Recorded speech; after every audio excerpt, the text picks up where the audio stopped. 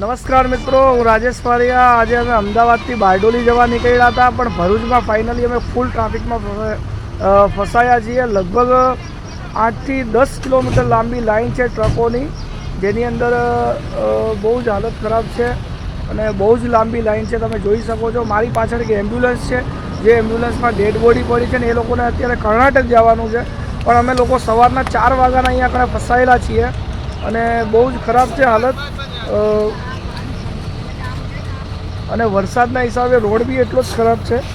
તો જે કોઈ લોકો અત્યારે અમદાવાદથી સુરત આવવા માટે નીકળતા હોય એ લોકોને મારી નમ્ર વિનંતી છે કે હમણાં 2-3 કલાક માટે નીકળવાનું ટાળજો, અથવા નીકળતા પહેલાં એકવાર ટ્રાફિક ચેક કરી લેજો, કારણ કે તમે અહીંયાથી નીકળશો તો ખરેખર ફસાઈ જવા જેવું થશે। અમે પાછળ ઘણી બધી લક્ઝરીઓ જોઈ, પેસેન્જર બસો જોઈ, જે લોકો બહુ ફસાઈ ગયા છે। અને એક બીજી પણ તમને જો પેસેન્જર બસ બતાવું આ રીતે, તો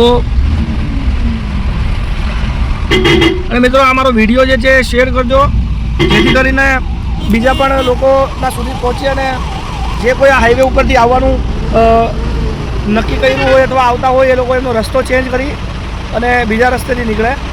ઠીક છે, થેન્ક યુ।